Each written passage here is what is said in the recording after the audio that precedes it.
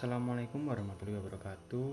Kembali lagi bersama saya Muhammad Khalifata Tata Perdana dari Administrasi Server dan Jaringan Komputer Putra Sang Fajar Kota Blitar. Pada kesempatan kali ini saya akan tapi lebih ke menjawab pertanyaan dari UTS yang telah diajukan oleh dosen pengampu saya, yaitu pertanyaan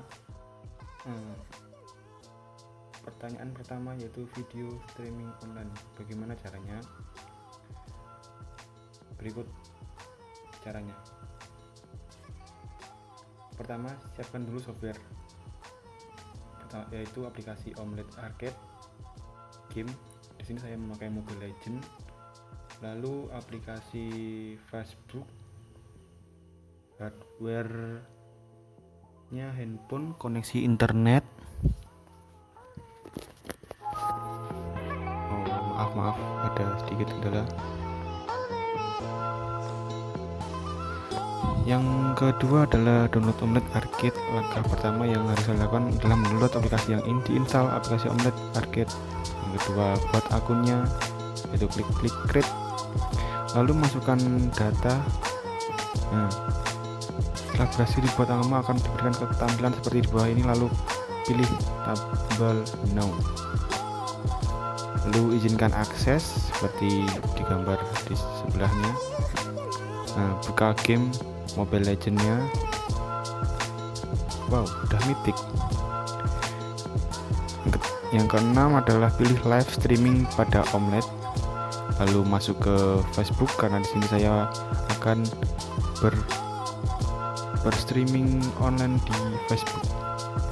Lalu setting live streaming, mulai live stream. Nah, sudah selesai. Apa ini? Nah, setelah pertanyaan kedua adalah bagaimana menyeting radio streaming online. Nah, radio streaming online tidak seperti radio konvensional atau radio terestrial. Radio streaming tidak begitu kompleks, tidak membutuhkan izin frekuensi dan lain-lain. Selama kamu mempunyai akses internet, maka kamu dapat menghandle radio streaming kamu dari mana saja, live broadcast dari rumah, live DJ dari cafe, dan lain-lain, asal ada koneksi. Langkah-langkahnya adalah seperti gambar di samping, yaitu buat akun, isi datanya, setelah jadi create. Nah, lalu akan ada konfirmasi dari email Anda dan klik confirm. Nah, ketika sudah melakukan konfirmasi, masukkan email, username password yang sudah dibuat, lalu klik install.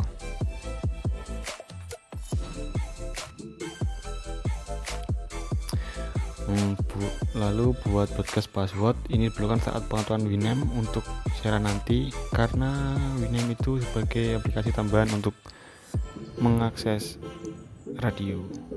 Buat juga password admin password, tulis judul. Bagian yang penting adalah URL radio. Nah, itu untuk orang lain bisa mengunjungi radio kalian. Setelah itu klik install. Nah, di sini ada install proses here muncul di layar Anda. Pilih lokasi server yang disediakan. Catatan detail IP dan port yang diberikan Anda akan memerlukan untuk pengaturan selanjutnya. Klik link radio detail setelah menyata IP dan port, sehingga Anda akan melihat informasi rinci radio Anda. Anda akan melihat status stream is on berwarna hijau.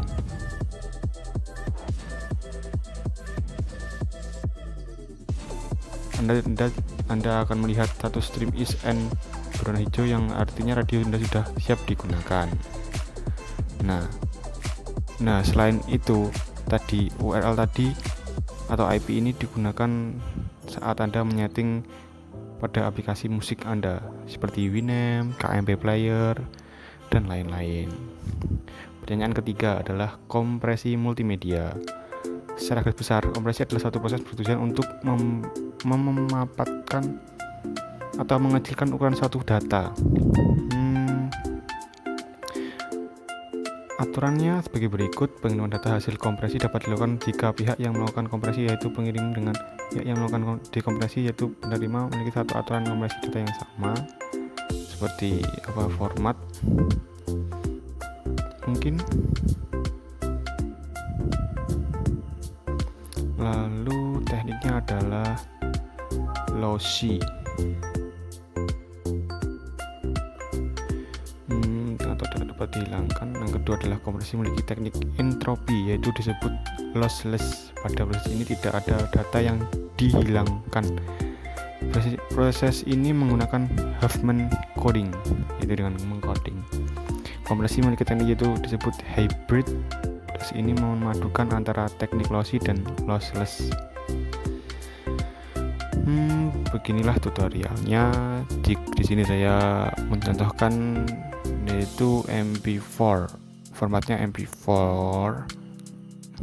Seperti sini yang satu video format MP4, add file, lalu akan muncul tampilan ini, lalu klik open, lalu di klik biru sampai tanda biru, lalu di OK, lalu klik start bagian atas. Setelah data akan selesai akan terkesan komplit di sini. Biasanya sebelum komplit itu ada presentasi prosesnya. Nah, setelah jadi akan seperti ini. Mulanya 18,4 MB, sekarang menjadi 5,4 megapiksel. Maksudnya megabyte. Sorry.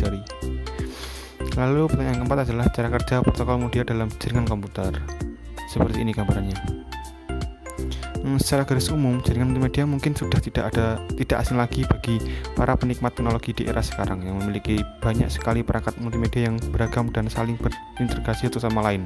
Tapi di balik semua itu ada suatu sistem yang menunjang terhubungnya media suatu dengan yang lain dan mengaturnya. Sistem itu disebut protokol jaringan multimedia. Perangkat dasar dari sistem ini adalah jaringan komputer yang berisi seperangkat komputer memiliki alamat yaitu IP dan terhubung satu sama lain menggunakan media kabel atau near cable. Nah, jaringan komputer itu dibagi menjadi 3, yaitu LAN, MAN, dan WAN. Dan juga wireless network jaringan. Jaringan protokol itu apa sih? Yaitu standar yang disetujui untuk mengatur terjadinya sebuah komunikasi dan pertukaran data antara dua atau lebih perangkat komputer. Nah, protokol sendiri dapat ditambahkan hardware ataupun software, atau gabungan keduanya. Yang umumnya digunakan adalah protokol yang menggunakan jaringan berbasis IP, yang di dalamnya terdapat lapisan protokol yang memiliki tugas masing-masing yang saling terhubung satu sama lain, yang berfungsi untuk menjembatani perbedaan bentuk maupun fungsi yang unik dari setiap protokol. Dalam sebuah jaringan komunikasi terdapat OSI atau lossy layer yang merupakan standar komunikasi yang berguna untuk menyambungkan alat komunikasi ke jaringan. OSI layer menggambarkan cara kerja dari jaringan komputer untuk membagikan sebuah data secara konseptual. OSI layer terbagi dalam tujuan berbagai yaitu physical, data link, network, transport, session, presentation, dan application yang memiliki tugas spesifik masing-masing. Nah, protokol OSI merupakan protokol referensi yang digunakan untuk mengembangkan perangkat untuk jaringan. Salah satu hasilnya adalah TCP IP yang menjadi salah satu standar protokol. Nah, tadi adalah jawaban yang telah saya rangkum sedemikian rupa untuk menjawab ulangan tengah semester yang diberikan dosen pengampu saya. Semoga ini bermanfaat. Bila ada salah kata atau kurang lebihnya saya mohon maaf. Wabillahi taufiq wal hidayah. Wassalamualaikum warahmatullahi wabarakatuh. Sampai jumpa.